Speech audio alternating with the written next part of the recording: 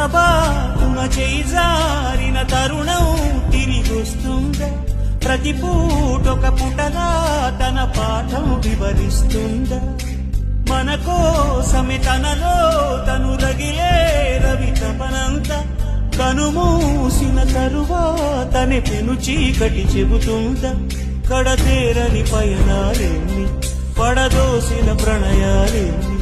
అని తిరగే ఛాయా చరిత పుటలు వెను చూడక ఉరికే కథలు తమ ముందు తరాలకు స్మృతుల చితులు అందించాలా ప్రేమికులు